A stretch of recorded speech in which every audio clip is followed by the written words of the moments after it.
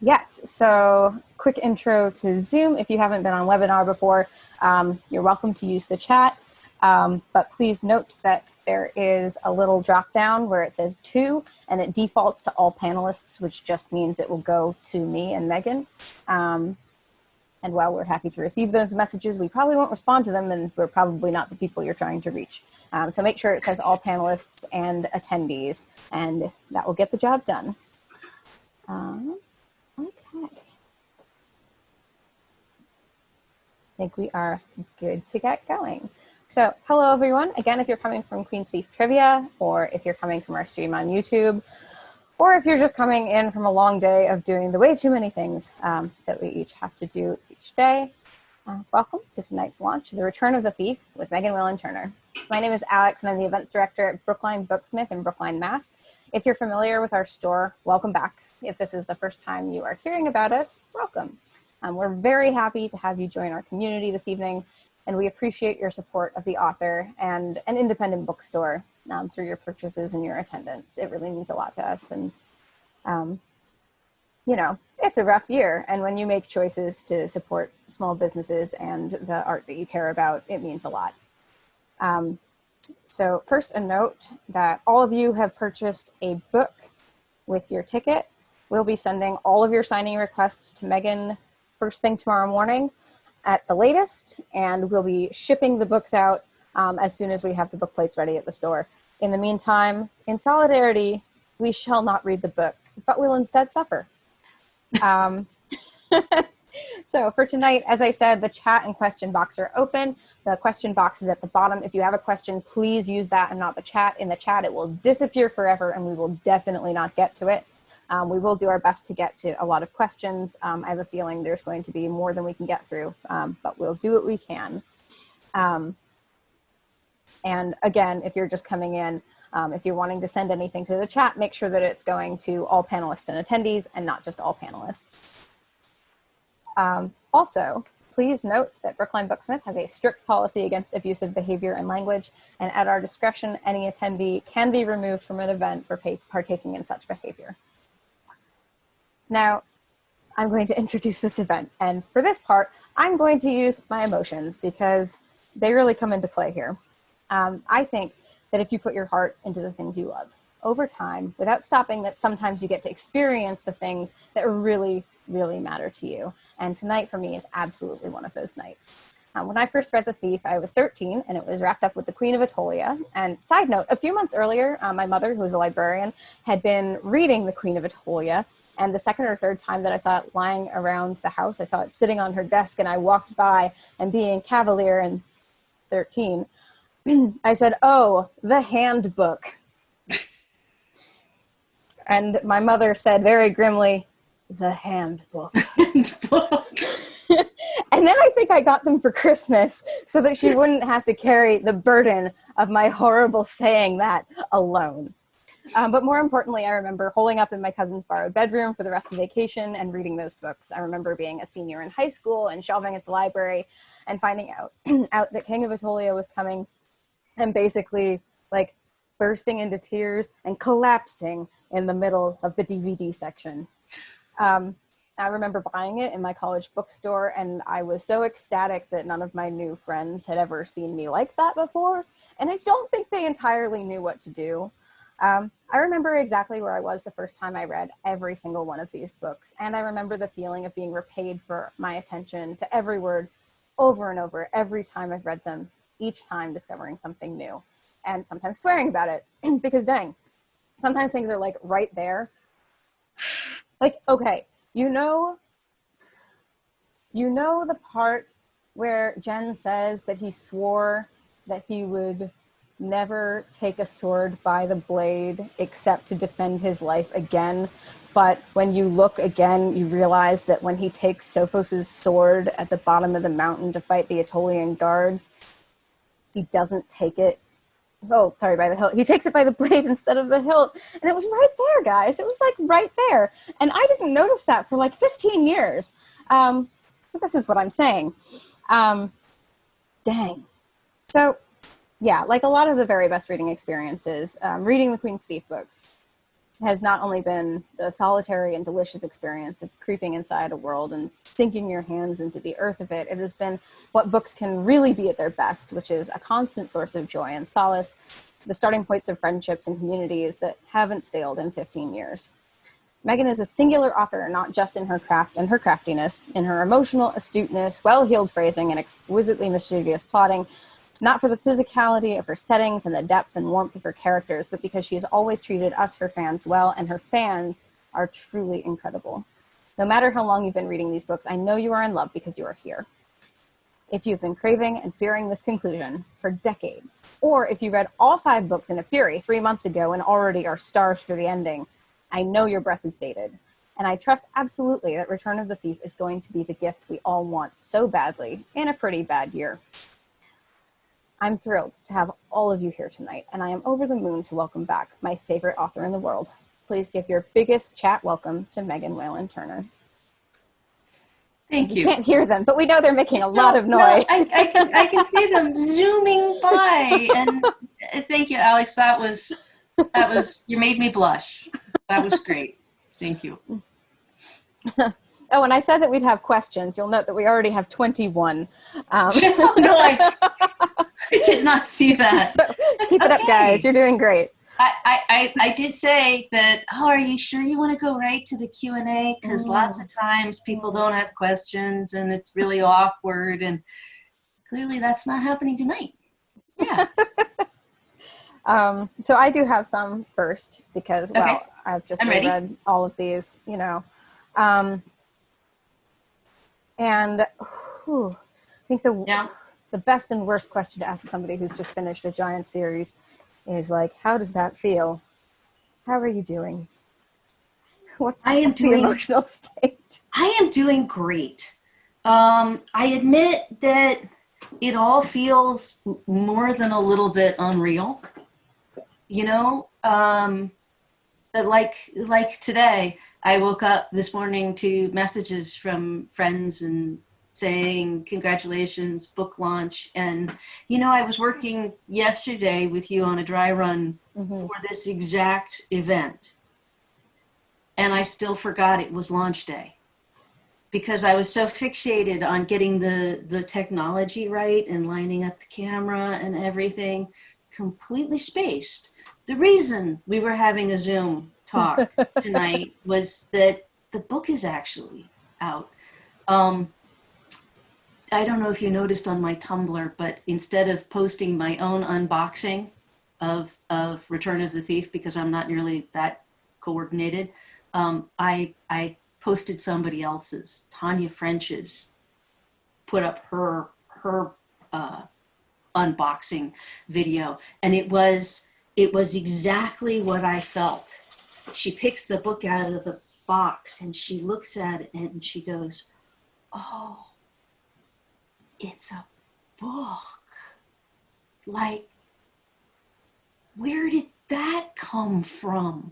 And yeah, that's pretty much how I'm feeling. Yes. Yeah. So, yeah. kind of excited and kind of loopy. Yeah, well, that makes sense. Oh man, well, I'm looking at my own questions and I got intense quickly. How do you feel about me getting intense quickly? Okay, well, I have to say, on my Tumblr, I posted a picture of myself in my Not Telling shirt that Queens and Kings of Atolia gave me. Black shirt, Not Telling, big letters. And I'm obviously not wearing my Not Telling shirt, but I do still have on my Not Telling socks. So, so just to be clear. That's where we're at.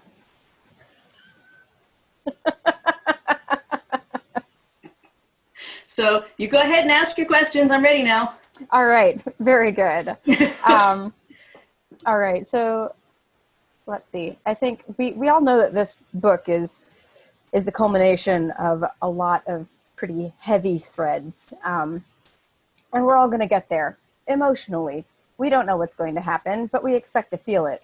But starting on a lighter end, one thing that's always been wonderful about these books is that whatever the height of the drama and whatever painful things are happening in them, there's always like a lightness and a specificity and a a brightness of the characters. And so I was just wondering, I was trying to make a list of my favorite ones to read, and it was very difficult. And I wonder if there are any that sort of like light you up to write, that are just sort of a natural and wonderful or even challenging experience when you have to write in their voice and feel and think how they feel and think. There are some lines that, there's, when you are writing things that are really heavy and bad stuff is happening, and you need to be very careful of the pacing of the book, because there's only so much misery or so much distress that a reader wants to go through. And I myself am very bad at suspense, in the sense that I personally don't enjoy it. The kind of book where the person says, oh, if only she'd known how important that key would be. Okay, I just start flipping the pages until we get to the part where we find out what the key means, because I'm not going to stay in suspense for the 134 pages it takes to figure out why the key. No, we're just skipping to the key. So I'm always aware that if you push your reader too far, your reader can, at any moment they choose, bail.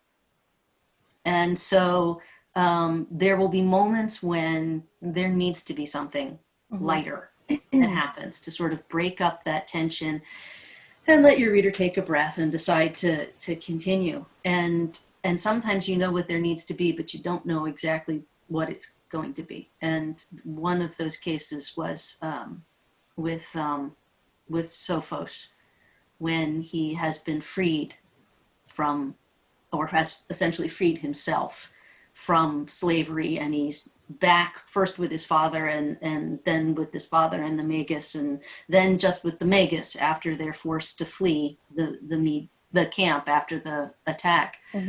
And they pick up that chicken on the road. And it's not exactly an info dump, but it's a long session without a lot happening as they move from the attack to eventually getting to Atolia. So I needed a thing right there. And I thought about how incredibly hungry Sophos must have been for the entirety of his time with Hanaktos.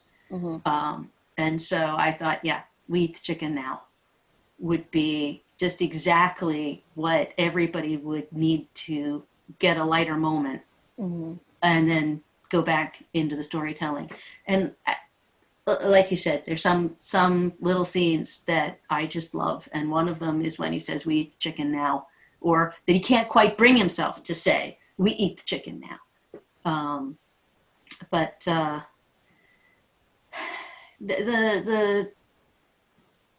the moments when the gods break in to the storyline, and it's a big supernatural event, so that they can say, stop whining and go to bed. Those parts were always fun too. Yes.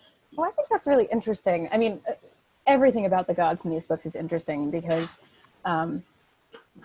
sort of the spiritual moment that the world is at when they take place is like lots of practice, not very much active belief, but active gods who just don't choose to appear to most people. And it's funny because on the one hand, like, we could get used to them saying things like, go to bed. But actually, the more often they appear and say things in this straightforward way, to Jen in particular, I think the more alarming it gets rather than the more mundane, because they keep coming back. And it's really frightening that at some point you realize they're just never going to go away. So that's really interesting. But yeah, I think I had actually a question about the gods that wasn't even quite that. All of the questions are so long. I think I'm writing an essay here. This is not helpful to anyone. But I did kind of wonder, so I see sort of how the gods act upon the human characters. I'm wondering if you have any sense of their self apart from that. because I always think it's really interesting in worlds where gods are active in a visible, concrete way. How the reality of them interacts with the realities of other gods in other parts of the world. Like if you have two sun gods, are they both real? And I also wonder like how the state of their belief base affects their power in reality. Like, does it affect it at all? Are they just the same powerful no matter what? I've always wondered this about your gods in particular. I'm so glad I have my socks on. I'm so sorry. Trouble here with my knot. Okay, there we go. No, in all seriousness, I didn't ever want to explain the gods. I think that's very reasonable. And so I don't. There's information on the page, and I think that there's room for readers to make their own interpretation of their power and other gods, like the 9 gods that are mentioned and the gods that we see in Thick as Thieves. But I didn't want anything to be cut and dried. And so there's not an answer to those questions in the text, and that's for a reason. I think that is a good that is a good reason. Most uncooperative author ever. Yeah. What time is it? How far did we make it? It's like 8:24. We made it like 20 minutes in before we got to the not telling part. I'm very proud of myself. Okay. Next question. All right. Okay. So I feel like, so there's a really, really specific scene where Costas rebukes himself for addressing Atolia as his queen, and he feels he should have addressed her as Your Majesty. And the core of that is like, I have been disloyal and don't deserve this anymore. And like, that's very core to him. But when you think about the whole gamut of main characters, even when they have to do horrible things, they actually have a very like moral center. They have something that drives them towards good. And I think in a world where people are very excited about villains all the time, it's really interesting that your most complex, interesting, and exciting characters are pretty much never the bad guys. Like, Nahusresh is there, but like, you're not going to fall in love with his character the way that you are with, I think, any of the protagonists. So I was just curious about, good guys interesting, bad guys not as interesting. What excites you about characters enough to give them that depth? And why is it always the good ones who really achieve it? Do you think they're good? This is 5 questions. I'm sorry. I'm just going to apologize my whole way through this. I don't get to make value judgments. You get to decide if they're good or if they're not good. And I guess you get to decide if they're interesting or not interesting too, no matter how I feel about it. I did want to make the people who were good interesting. Well, I don't know. That sort of presupposes that they are good. And there are some definite questions there about who's good and who's not so good. There are a lot of ruthless decisions. Oh, absolutely. That get made. And there are a lot of people who have very different motivations that may ultimately result in things that are to the benefit of a lot of people who were not necessarily doing it because they were good. Right.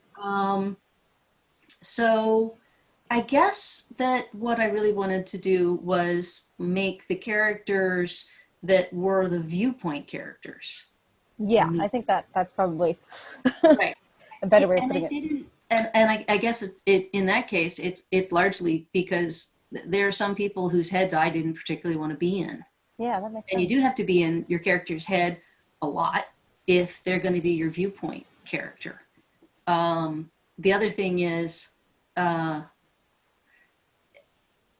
not a big fan of those stories where the character, the viewpoint character especially, is a big dummy who is embarrassing himself left and right and in particular, like hurting the people around him, like the very selfish, spoiled prince or that sort of thing. And then they learn to become a better person. Not my favorite thing. So I did mostly start out with people who you could see in a positive light. And I think largely because I wanted to be in the head of people who I liked. And I do like them. Even those ruthless ones making those terrible decisions, I like them too. The Husserlish? Not so much. Yeah.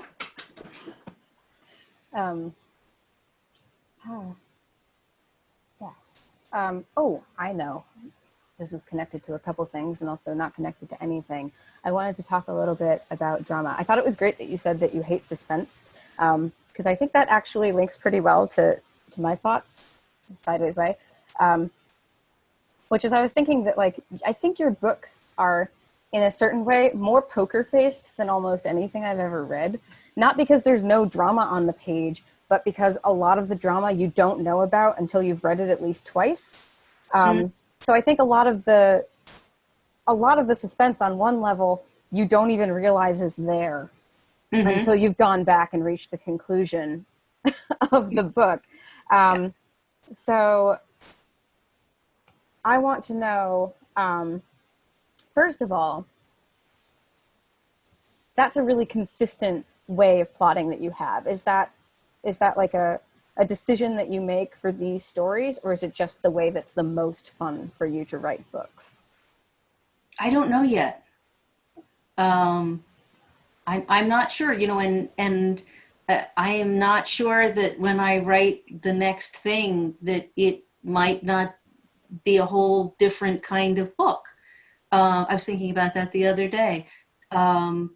I have been working on this same story for 25 years. Yeah. And it did need to have a certain consistency across the last 25 years. And I couldn't decide 3 books in that we're just going to completely change the way the reader experiences the story. And I think that's part of the reason why I'm actually really thrilled to have reached the end of the story that I'm telling. And now I get to go find out if the way I have told these stories is just an artifact of the story I'm telling, or if that's just the way I always operate. I mean, I do know that in addition to not being a big fan of suspense as a reader, I'm not all that fond usually of first-person narratives. Well, that's interesting. Given the why fact the that thief I was keep the turning only out first-person narratives, you would think that maybe that was the thing I really love, but no, it keeps happening. I Although have. you do get away with it a little because it is first person, but it's all letter writing. It's not the same thing as like so much of that, and so much of the first person is like couched in written narrative. I wrote all of Thick as Thieves in third person. No. Yeah. I'm so sorry. And it didn't work. And it didn't work, and it didn't work, and it was just clearly not going to work. And we just scrapped that whole draft and went back to the beginning and rewrote it all in first person. And I was glad that we got to be that close inside his head. It turned out to be essential to telling the story that it was Camet telling the story. Yes. It had to be him and his story, and as he saw and understood all of the events. But then when I went to write The Return of the Thief, it was exactly the same thing. I sat down to write it in third person, and that lasted like 60 seconds. And then I realized that I'd written the last 20 pages in first person, and it was either throw out 20 pages that I liked or just bend the knee and admit this one was going to be in first person too. Well, maybe you've escaped at last. Yeah, maybe I can finally go write a story that is not in first person. We will see. And y'all, when I produce the next book and it's in first person, you can split a gut. Because yeah, and I don't know. It'll be interesting to find out whether I write differently when I'm not telling this story. Yeah, well, your first book is quite different, and I know short stories in general are a little different, but I think um, it's definitely a different tone in each of those stories than anything that we've had in this series. So who knows? We don't know what to expect. We're ready though. We're prepared, I think. um, yeah. So I do. Oh no, you can't read 5 books in a row that you've read like 5 million times and then be 100% coherent. So I apologize to everybody in this chat. I'm just going to ask one or two more, and then we're going to get to some of the millions of questions that you have. I do want to just note for the record that like I love the plots and I love the characters and I love the setting, but there's like a really particular satisfaction to that scene in Conspiracy of Kings where we are being told the monies of war, where it's like this type of metal comes from here and costs this much and takes this long to make into a cannon, which takes this many people to move, and you must pay each of those people this much, and that's an army. It was amazing. It's like my favorite thing. And every time there are just these little like operational details, I just lose my mind. So I was sort of wondering like how much of that is based on extrapolating from real world and historical knowledge, and how much of it is just good common sense. And if historical knowledge, Hold that thought. what do you enjoy? Oh no, I got too excited about canon. So what you're talking about is logistics. When you're prosecuting a war, you have strategy, mm-hmm. and you have tactics, and you have logistics. You have a bunch of other things too, but strategy might be sort of your overall, let's invade Russia. And tactics is your more, let's invade Russia by taking this road. But then this is a fabulous book, really easy to read. Could not recommend it more, because he's talking about things like if you have to go, if you're taking your army anywhere, you have to bring food. So how much food can a mule carry? All right, so if a mule can carry 300 pounds and it eats 30 pounds a day, then it will eat all 300 pounds that it's carrying, and you won't have any to actually feed your army because you have to feed the mule that carries it. All right, so there's this limiting factor on how much provisions you can carry and how far your army can go. It doesn't matter. You can add 10 more mules, and they will also eat up every single thing that they're carrying if you're trying to march your army too far without provisioning. And that was, I read it about 10 years ago, 15 years ago, and it was eye-opening when it comes to like ancient war, but it's also true with modern war. Mm-hmm. All of the nitty-gritty details are just left out in our sort of heroic war is glorious, and we just want to idolize the people who do it in order to make them feel really good about the fact that they're all going to go and die. And you can't hold up that story of sort of the great poetic war. Mm-hmm. You have to talk about how much grain a mule can carry. Mm-hmm. And so when I was writing, I'm glad you like that. Thank you, Alex. I do. Oh, it really satisfies me. It makes me happy that you brought that up. Obviously, it's something very important to me. That when I'm talking about war, I wanted to be talking more about some aspects of war and politics, mm-hmm. And mm-hmm. intrigue that I had not seen when I was 13, mm-hmm. and reading these things. And I don't know if you know, but The Thief, one of the motivating factors for The Thief a bajillion years ago was a conversation that I had with a very young relative. And this must have been Bush and the first war with Kuwait, when Saddam Hussein came over the border into Kuwait and was essentially trying to just annex the entire country. And George Bush went to war. And my young relative was saying that she didn't understand why we would go solve somebody else's problems when we had so much more pressing problems at home. And it was pretty clear that what she was saying was what she'd heard. You know, why would we go do something for some other country when we should be doing something only for our own country? And she didn't understand that the reason we do things like that is, well, they have all the oil. We're not doing it out of the goodness of our hearts. Mm-hmm. We're doing it always because it's in our own self-interest.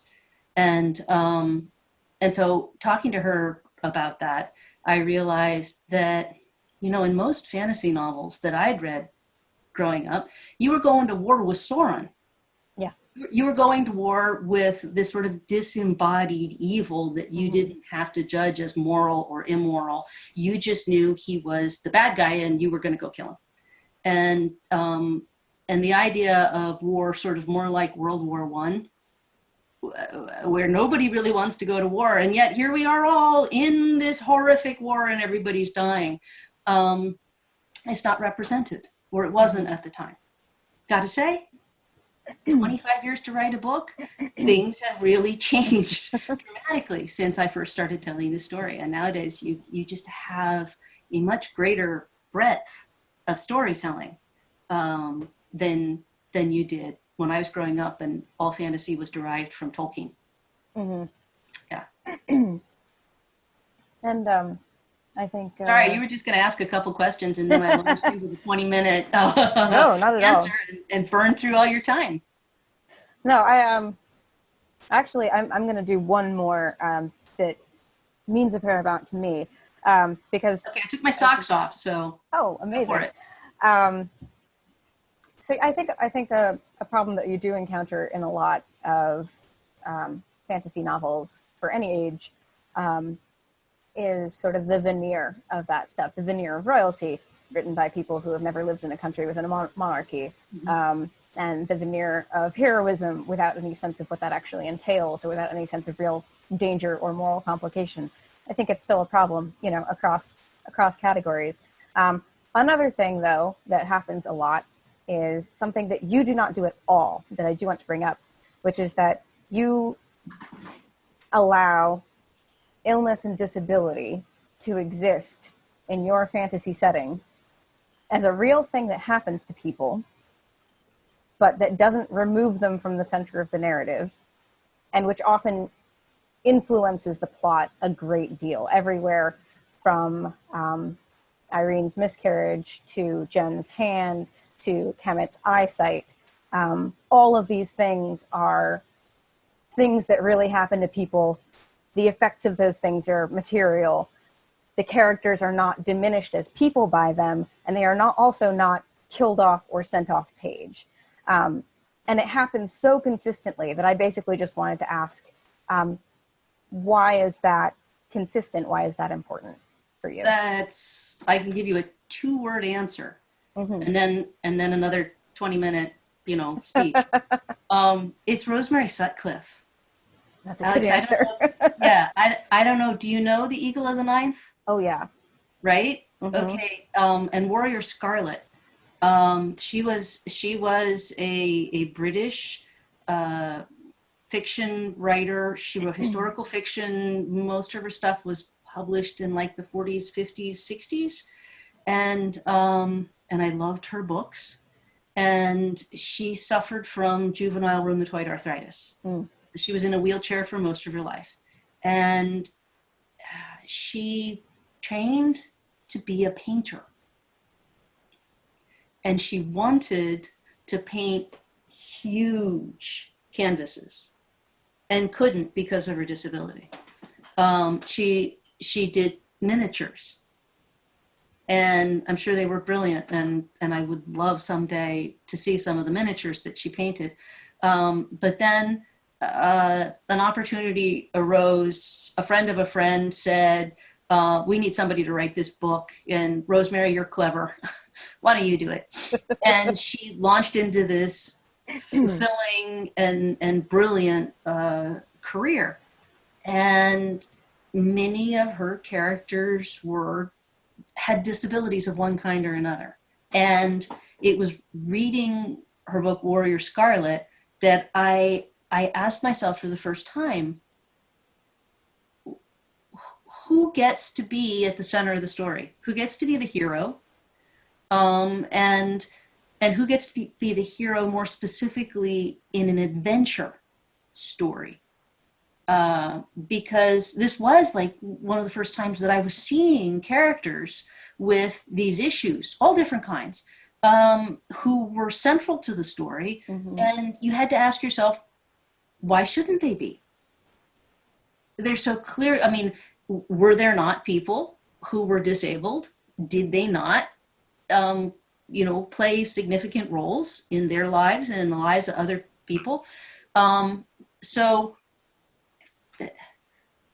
I know that the events of Queen of Atolia seem like the first real significant deviation from the heroic norm.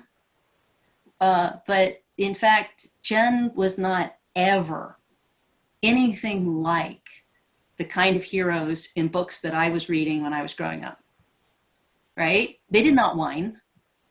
They were not snarky. They were not petulant. And so even in The Thief, I was thinking very hard about exactly who gets to be the hero of the story. And then again in Queen of Atolia and again in King of Atolia, Thick as Thieves is pretty much written as a direct response to Eagle of the Ninth. And that makes sense.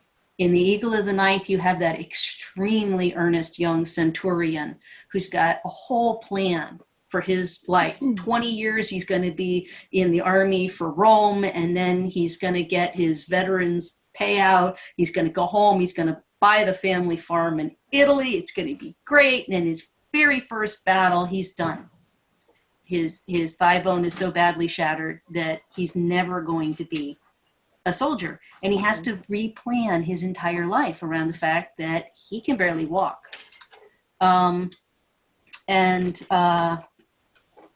he travels north of Hadrian's Wall to recapture the lost eagle emblem of the ninth Legion of Rome. Mm-hmm. And he travels with a slave. And you know from the very beginning of the story that by the time you're done, that slave is going to be a free man. But when I wanted to tell my version, my response to this story, I wanted to have that earnest young guy. Mm-hmm. And Costas just like checks every button for earnest young guy. But instead of having him as the protagonist, I really wanted Camet. I really wanted it to be Camet who told this story, and I wanted everything to be from his point of view so that he was not ever merely the object of Costas's quest. He was always a person, and I think that's why it didn't work out when I was trying to write it in third person. Mm-hmm. Until a more narrow view on him. Until it was Camet telling the story, it seemed like it was something that happened to him. Mm-hmm. And it is something that happened to him. It's just when he's telling you about it, he can express his bitter resentment of every single minute of it. So, yeah. And so, I appreciate the very specific answer. Yeah, that's a good answer. That's what I like to hear. But also, I deeply appreciate it. So I wanted to make sure that was something that came up in this conversation.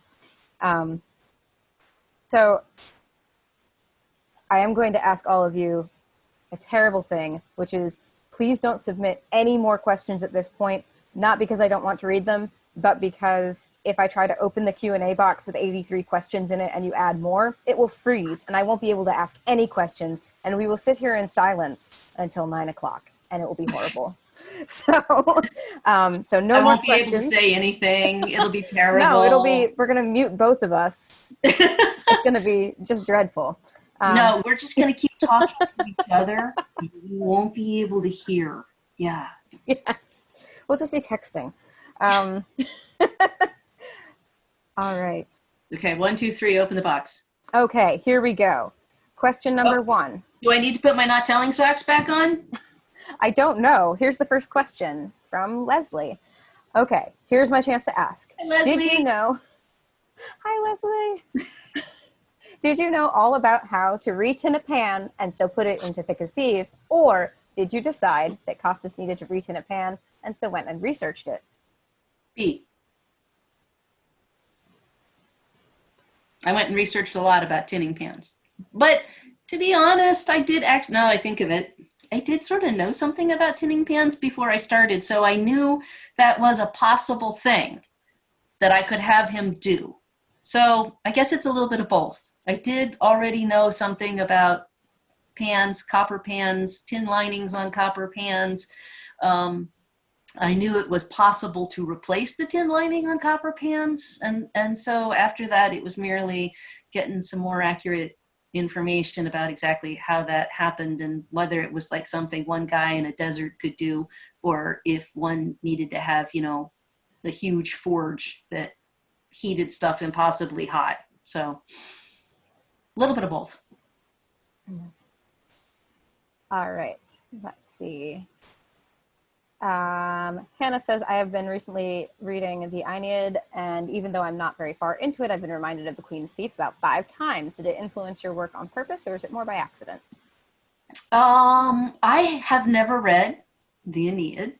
So definitely on accident. Yes, but the Iliad and the Odyssey are huge.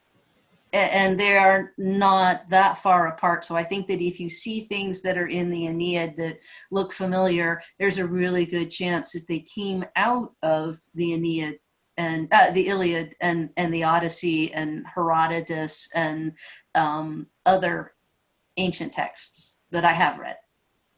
Yeah. Speaking of which, can we hold that thought for 1 second? Uh-huh.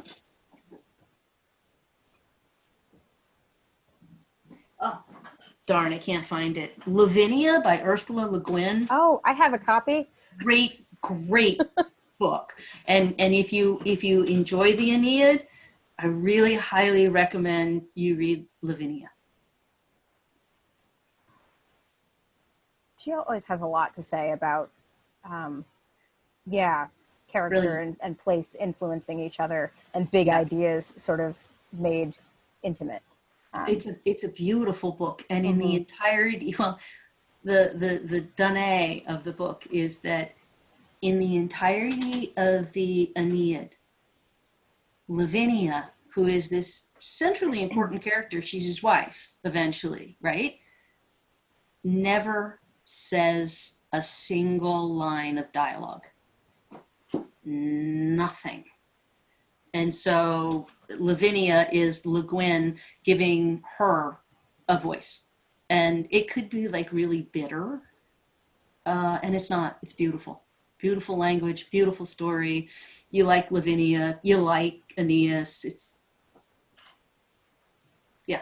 like that. Okay, All right. next. Yeah. Michelle says, practically as a writer, how do you keep such complex characters with such varying motives, personal and political, straight while you write? Do you tend to outline your stories and characters? Do they flow naturally? And what does your plotting process look like? All of that, please.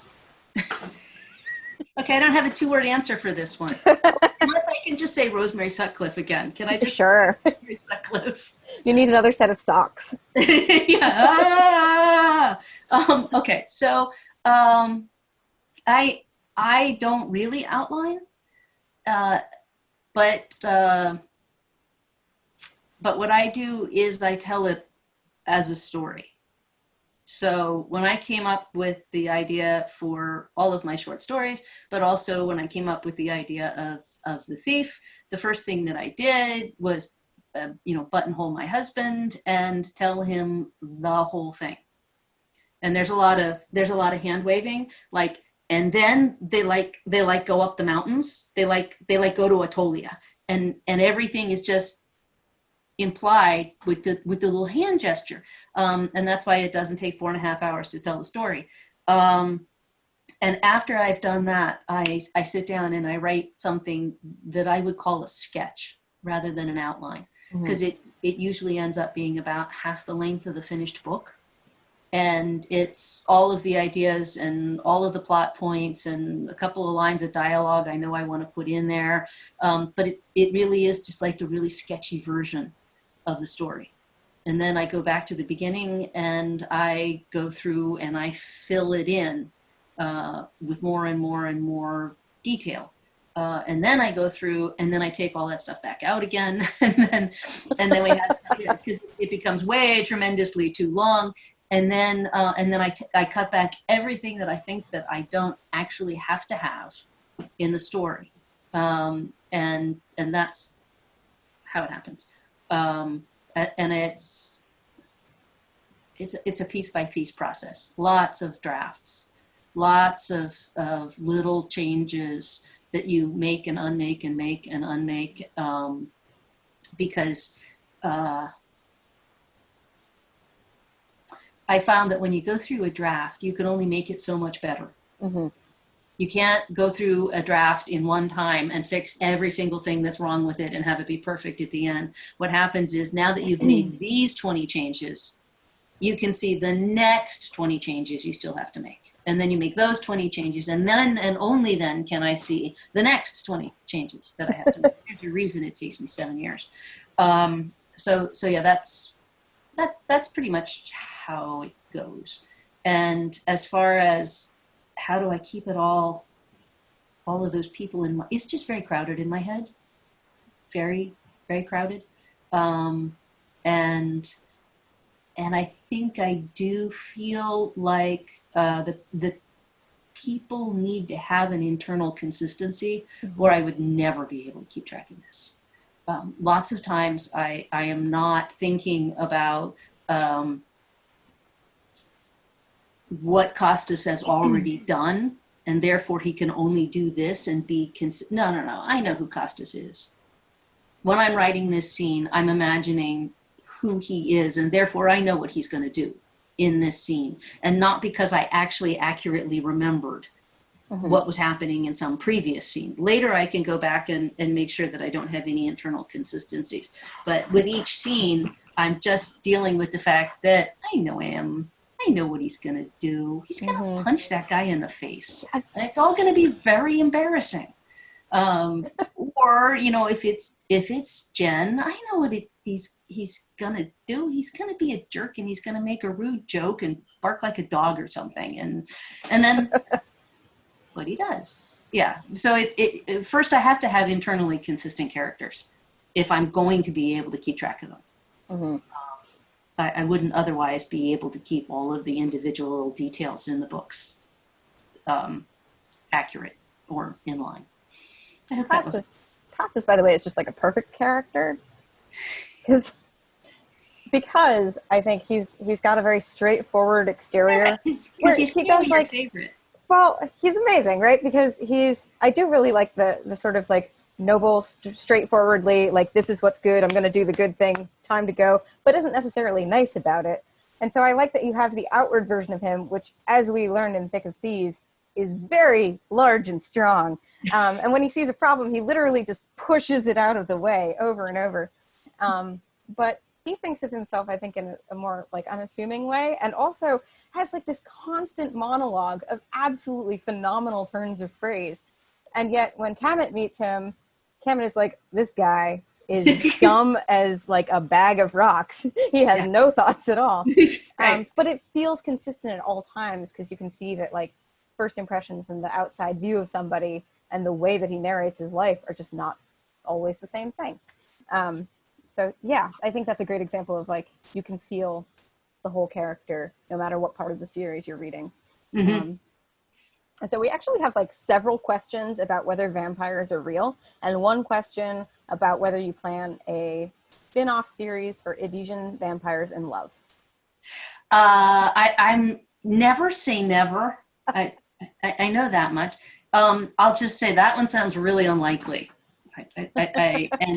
And whether or not vampires are real, come on, guys. Right? You know how this works. Okay. Next. Let's see. Don't freeze. Okay. We do need to ask the important question of, we know what we're going to get. It's going to be socks. I should put the socks back on. That's what you're telling me. Just put them on. Just put them on now. Okay. Here comes the question. All right. Got to make sure we're fully prepared. Can we just go with not? Yeah, that's good. What happened to Ornon's sheep? Guys. I have to put the other sock on. This is like, here. Do I have that right? Not telling? Yes. Okay. Yeah. All I have to do is go like this. No, that's no. There we go. Okay. Yeah, there we go. Wait. Not telling. Right. Well, Seanan McGuire writes urban fantasy and really quite splendid books, 985 of them, I think, at this point. Yeah, that sounds right. Right, okay. And she's very careful to not tell people things, and she's been really great about articulating her reasons, and one of the reasons is the same as mine. I don't want to interpret this story for the reader. I think that that's the prerogative of the reader to interpret the story, the words on the page, the way they choose.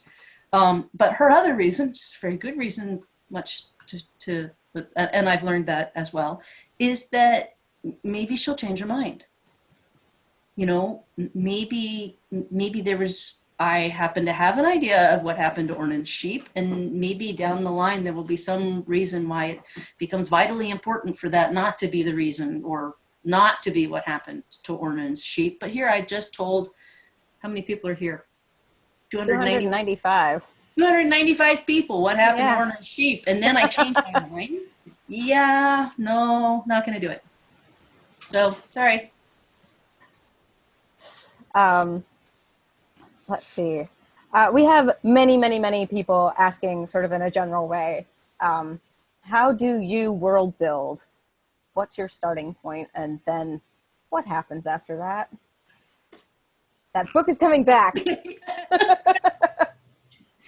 I read a lot, and I don't just, I don't usually know why I'm going to need to know something before I'm actually reading about it. I had no idea I was going to be writing about the logistics of mules and cannons in, one of my books, when I first read this. So I really like learning about a lot of things. I have to say, though, that books are not real. They're fiction, or at least when a book is fiction, it's not real. And in order to make an interesting story, you have to break with reality. And it can be very, very helpful to spend some time learning about how to tin a pot. And that's all well and good. And you put the details in, and it makes your world seem richer and more real. But there are going to be all kinds of times when, history did not go that way. And the history is really boring, or history didn't go the way it should have, everybody died. Or history didn't go the way it should have, and the guy that should have died did not die, and he got away with it. And so you can do so much research, and you can have so much attachment to the actual facts that you have learned that you want to put into your story that it just gets completely bogged down. And too much reality is not helping. And it's really important to know when you have your mules with your precise grain load. And when you say things like, okay, pocket watches and window glass and the printing press do not all happen at about the same time. Mm-hmm. You would have had the printing press, but it wouldn't have you might have had window glass, but in fact, those pocket watches are a little ahead of the level of technology. Mm-hmm. And I'm okay with that. In the real world, these things were 100 years apart. In my world, happened at the same time. So I think an important part of world building is knowing when to cut loose your research and go with the good story instead of the nonfiction account of real world politics. At least that's been my experience. So I have a question for you. We're at 9 o'clock this time. Okay. I'm happy to continue, but I don't want to keep you here for the rest of your life. Hang on, let me check. Let's see how you feel. I still have water to drink. We All can right. keep going. We're good. And I assume if anybody else is bored, they can quit anytime they want, right? Oh, yeah. I mean, you're not watching, are you? Wait, are you writing down who's leaving? So that, like, I can say I'm not signing a book for that person. Notes. They gave up at 11:15. They didn't stick it out till 2 in the morning with us. Okay, shoot. All right. Emily has a question, and I'm going to add to her question. Hi, Emily. Afterwards. So, your mythology, do you create your myths as you write the stories, or do you craft them retroactively to fit the plot? Could you ask that again? Because that sounded like the same thing. Do I? So I think the question is whether you hit the point where you need to write a story. Actually, not you. Okay, let's see. Let's both think about this question. So okay, the question says... Let me give you an answer, and you can tell me if it was to the question. Yes, that sounds good. Okay, when I'm doing the first draft, and I do that sketchy outline, I make hard brackets, and I write insert myth here. And then I keep going. And I frequently know what I need that myth to do in terms of the story, but have not yet figured out exactly what I want the myth to be. I think that and sometimes it takes a really long time for me to figure out what the myth will be. And then I wake up at 3 o'clock in the morning and I think, yes, and run downstairs and make notes so that I remember in the morning. It's frustrating because it usually is something like that, where working on it longer is not going to bring up the myth. You're just going to have to wait for it to show up on its own. I think that is exactly the answer to that question. Okay, so good. My attendant question is specifically about Thick as Thieves, which is, I think, probably a lot of people reading your books are familiar with the sort of tone and style of Greek and Roman myths that we can find familiar in the myths in all the other books. Probably less of us are familiar with that kind of epic poetry. So is there a place that you would start if you wanted to read? Yes, please.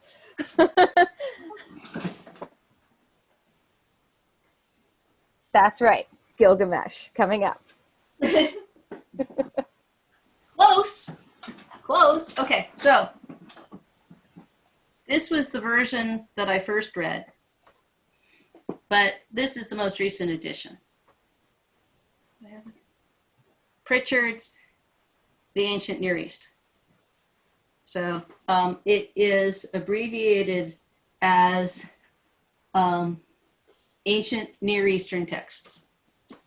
And Egyptian, Sumerian, Akkadian, just lots and lots and lots in there. When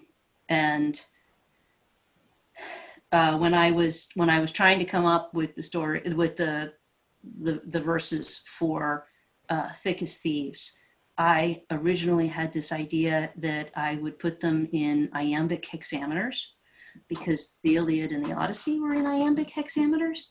And the thing about the Greeks is that they didn't they didn't have stressed and unstressed syllables. Mm-hmm. What they had was short and long syllables. And so the closest you can kind of get to the original Greek, which would have been, 6 long and short feet per line. The closest you could get is iambic hexameter. And a number of people have tried to write in iambic hexameter. And what I found was no one is going to read iambic hexameter. I mean, Alexander Pope tried.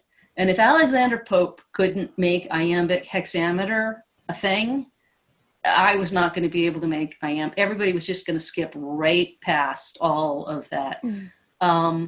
And so then I was thinking something more like Beowulf, because I'm a big fan of Beowulf and Old English, and the way they would have like the first half of the phrasing and then a space and then the second half, and the alliteration. Seamus, Yeah, alliteration. Loved it. Great.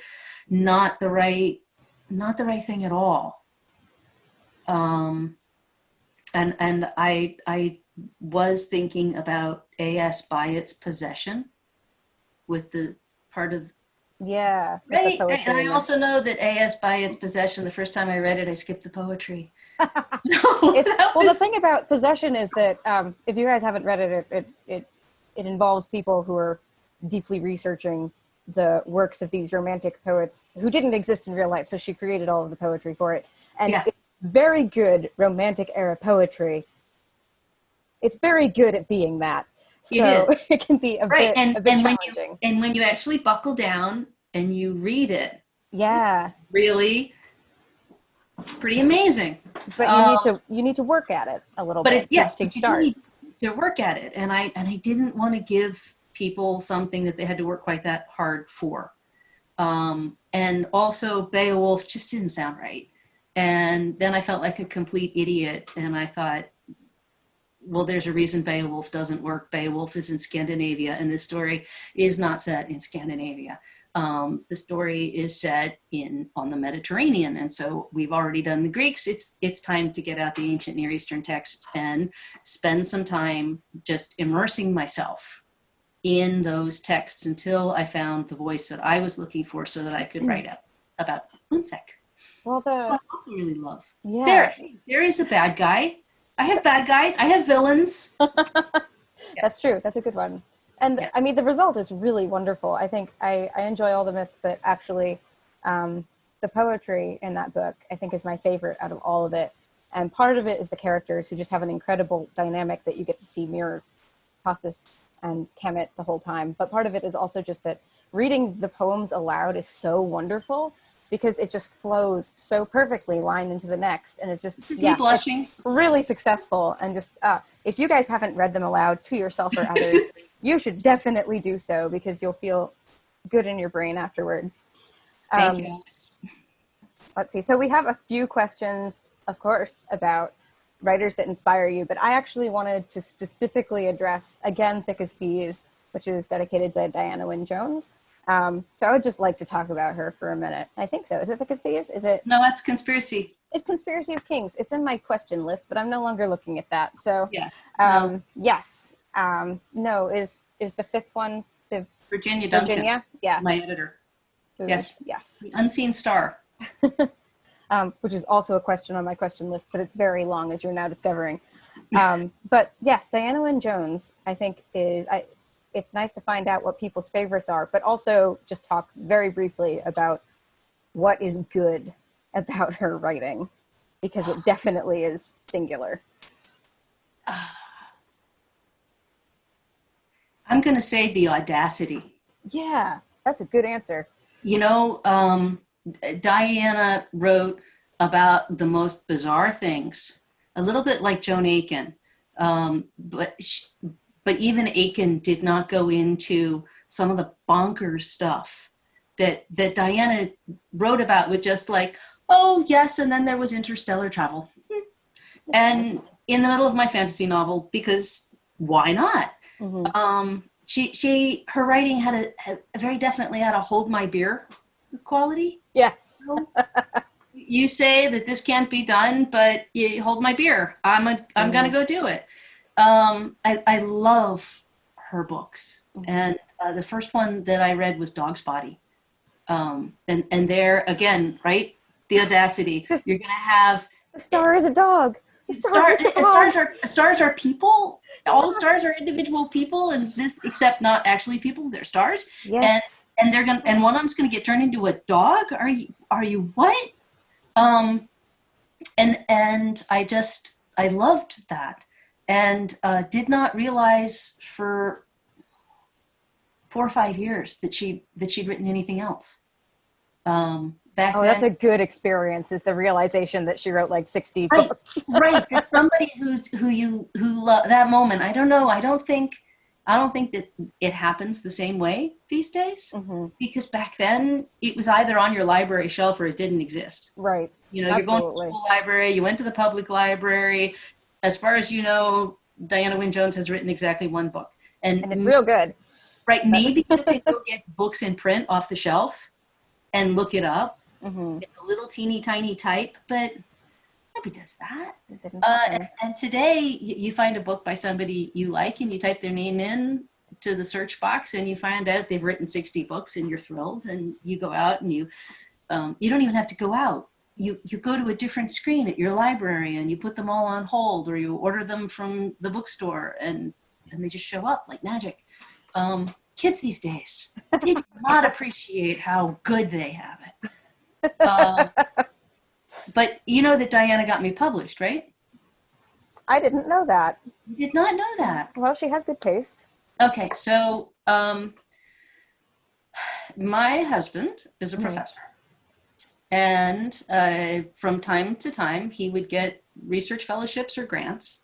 And we would go for a year at a time to live someplace like Durham, North Carolina, near the National Humanities Center in Research Triangle Park. And the year that he got a Guggenheim, we went to San Diego.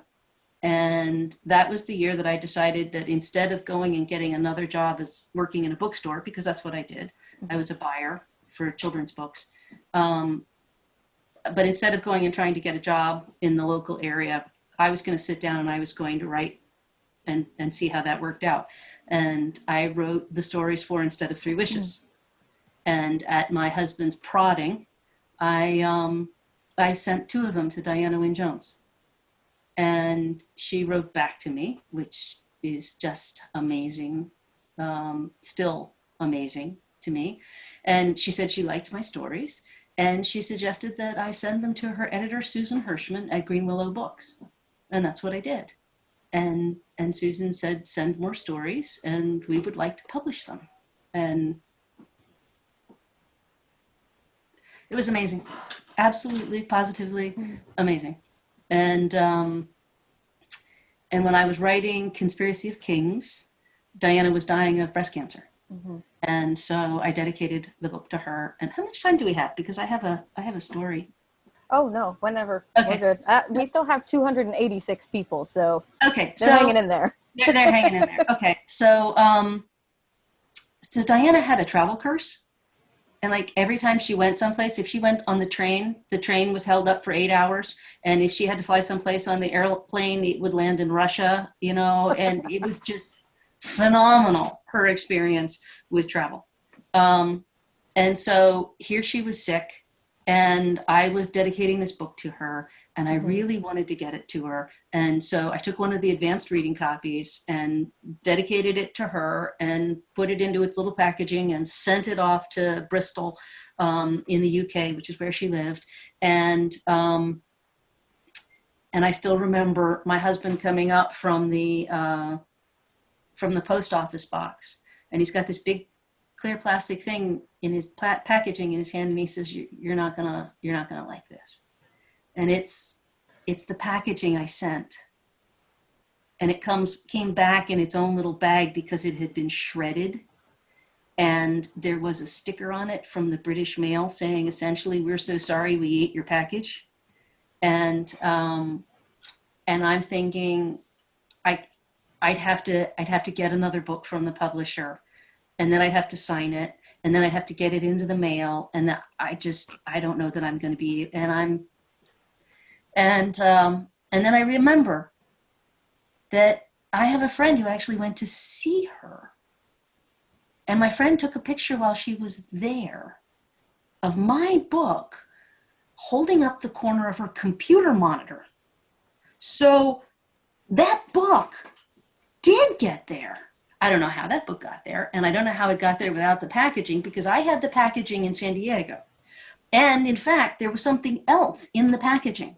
So I'm holding the packaging like this, and I pull it open. And what I had taken for just packaging material was in fact an entire package sealed up with nothing on the outside. So I opened it up, and it contained a small black ruched party dress. Now, I can safely say that there are mini skirts out there in the world that had more fabric than the small black ruched party dress. It said on the invoice that was in the packaging, party dress. And I realized that somebody in Brazil must have ordered this for Carnival, because it was just coming up on Carnival. How it came to be in my package from Royal Mail in the UK that has now arrived in I do not know, but I stuffed it back in there, and I took it down to the post office, and I said this whole thing to them, and I'm like, can you get this person her small black ruched party dress in time for Carnival? And then the lady at the post office went, we can do that. I can make that happen. And she packaged it. So I hope somebody out there got their party dress in time for Carnival. And I'm very glad that Diana got her book. Yeah. And if any of you get something other than Megan's book in the mail, it is not because we sent so much trouble, Alex. Let's see, maybe a couple more. That might be nice. Yeah. Yeah, and then we could probably let all of these valiant warriors go. All right. Okay. We do have a few questions about sort of the scope of the story. So, like, when you wrote The Thief, did you have a series in mind, and did you have this series in mind? And has it changed as you have both lived more years and written more books? So when I was writing The Thief, I did mean for it to be a standalone. Mm-hmm. And there was a lot of stuff that I knew about the world and the characters that I trimmed out of the first book, because those things weren't essential to telling that story. And I didn't think that I was going to be writing any more about these characters until the Newbery Committee called and said, you have won a Newbery Honor. And I subsequently got a phone call from my editor, Susan Hirschman, saying, congratulations. And she handed the phone to her friend, Barbara Barstow of the Cleveland Public Library, Cuyahoga County Public Library. And at this point, I did not live in the Cleveland area, so it's really weird that I have now come around to live not very far away from Barbara. But Barbara asked me, where's the sequel? And I had been writing an entirely different book, and I just took that book and set it aside and said, I would so much rather be writing about Jen than anything else that I'm working on. And I realized that the next really important thing that was going to happen to him was that he was going to get caught. Mm-hmm. And I did think for a little while about having like a whole bunch of adventure stories, like one escalating adventure after another. And I decided that no, I didn't think that's what I wanted to do. I wanted to jump right to the next big thing that would happen to him, mm-hmm. because he was going to get caught. You just knew that sooner or later he was going to get caught. So I went ahead and wrote that story. And as soon as I started thinking about it, the whole thing spooled out all the way through Return of the Thief. That was so cool. It's just taken me this long to get it all So written. no outlining, but it's fine because you thought of 5 books of an epic. Just Well, actually, I guess that's a really good point. So no, I thought about all the things that happened in the epic, but that's not the same thing as thinking of the books. yeah, that makes sense. So for instance, I Queen of Atolia, cool. Had an idea of what was going to happen in King of Atolia, cool. Had originally meant to have everything that happened in Conspiracy of Kings happen off stage. Sophos was just going to come back having changed utterly. And then I realized that that's not going to work. Mm-hmm. People have to see him. They have to see him change for it to seem like it's actually real. So there's a whole extra book that I did not anticipate writing when I was having that moment where everything, because that's what happens is that, just as I said, when I'm doing the first pass storytelling, everything just is a hand wave. All of the difficult parts of the story, you just say, and then, then they work it out and then they all are happy and everything. And when you actually come to sit down and write that, you can't do it with hand waving. You have to wave a cannon. Yeah. Sometimes you have to stick cannon in. Sometimes you really have to blow things up. Yeah.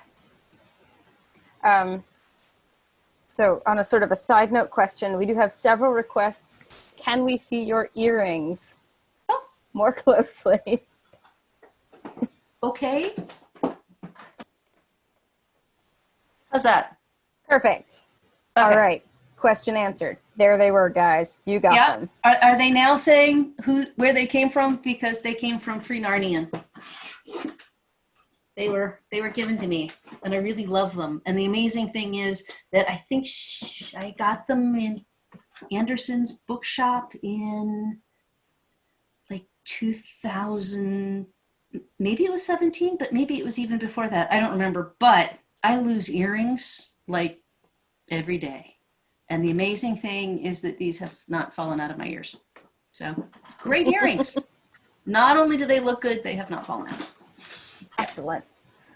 Okay. Yeah. Let's see. Is there anything else? I mean, there's a lot. There's like 57 open questions. We're not going to do that. I'm so sorry, guys. Not going to get to everything.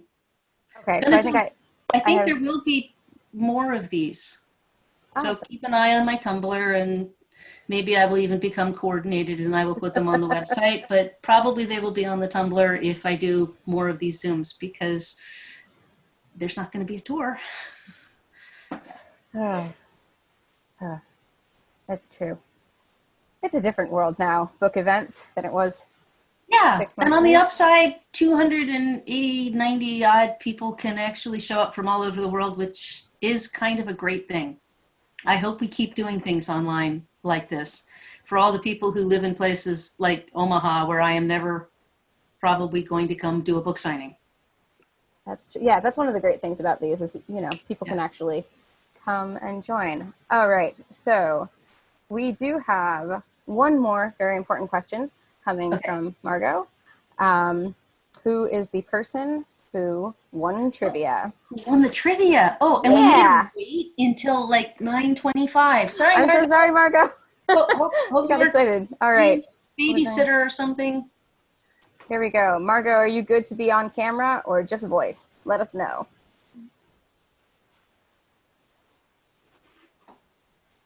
Margot time. Clap, clap, clap.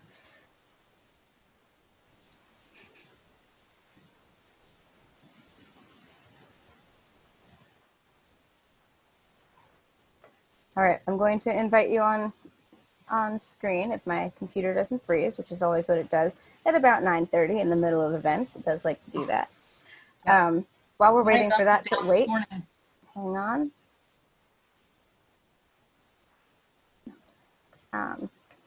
Sorry, Margot, we believe in you and we are promoting you to panelist. Come on. Yes, Margot will be rejoining webinar as a panelist. It's 2020 and we understand Zoom.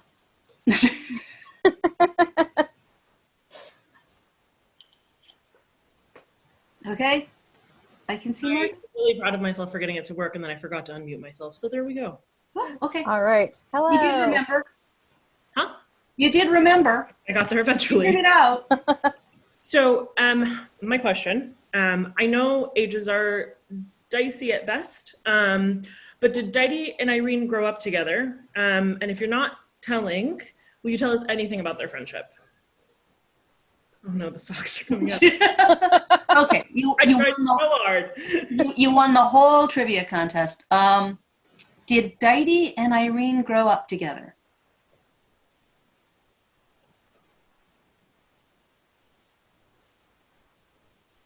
I think she's younger than he is. But yes, and I don't think they would have spent a whole lot of time with each other because she was very busy killing people. So, I mean, her childhood pretty much ended very early. She would have spent very little time with him once she was engaged. So they might have occasionally met. Yeah, no, I'm gonna have to say no. See, this is how this is how it works. You figure these out as they go.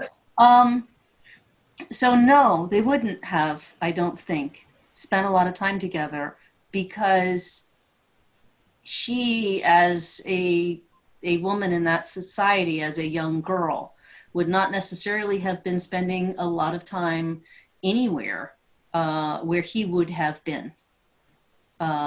So they might have occasionally been introduced to each other and seen each other when they were both at public banquets and things like that. But I don't think they would have had much more interaction until later when he would have come to the palace and as a very artsy person might have come to her attention, and then things happened.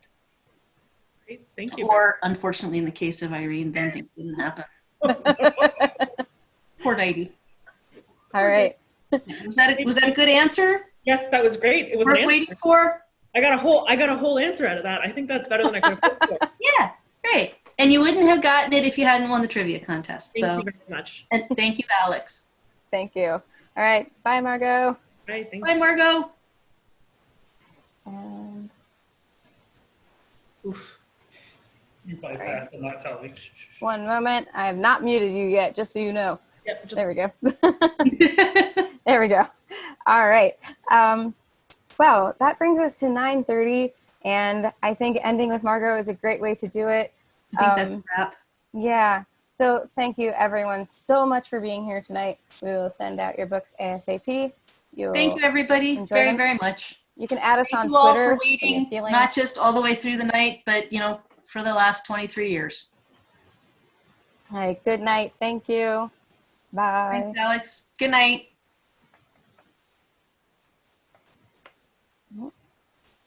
The slowest computer on earth.